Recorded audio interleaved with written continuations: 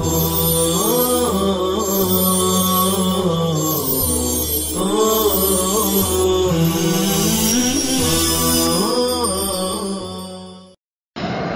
اللہ الرحمن الرحیم۔ یورپ میں سیکولرزم کیسے پھیلا؟ رومی سلطنت نے اپنے آبائی مذہب بت پرستی کو چھوڑ کر 305 عیسوی میں جب عیسائیت کو قبول کیا تو اس بے یار و مددگار مذہب کو اپنی شان و شوکت، رعب و دبدبہ قائم کرنے اور عالمگیر پیمانے پر مذہبی اشاعت کا وہ موقع مل گیا جس کا وہ برسوں سے آرزومند تھا، ورنہ اس سے پہلے وہ محض بوریا نشین زاہدوں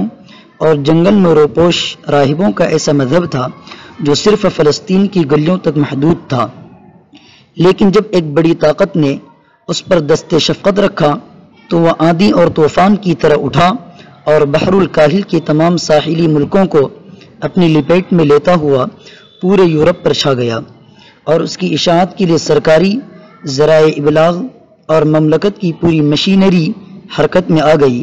تو اس طرح 6 صدی عیسوی تک مسیحیت نے نہ صرف یہ کہ یورپ میں اپنے قدم جما لیے بلکہ کلیسائی نظام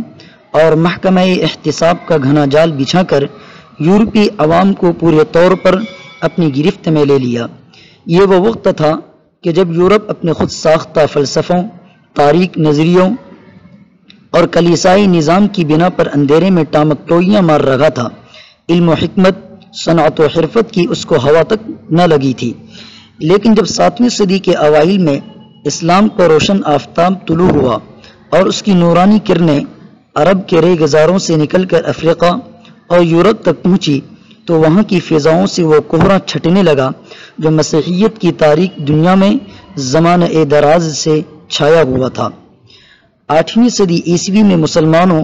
اور اقوام مغرب کے حالات کا مقارنہ۔ 8ویں صدی عیسوی میں جب عرب کے ان جیال سپوتوں نے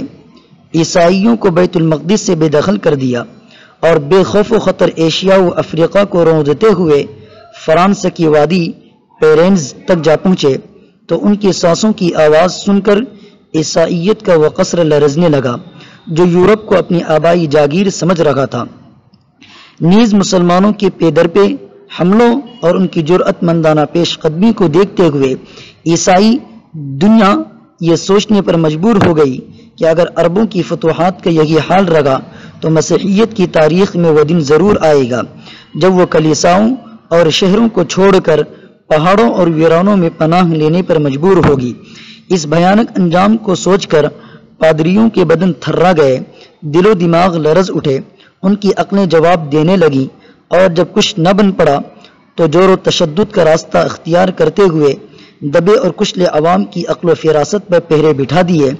اور ان تمام لوگوں کو مجرم قرار دیا جو علم ضیاءپاشیوں سے مستفید ہو کر کلیسائی نقطہ نظر سے اختلاف کرنے لگے تھے۔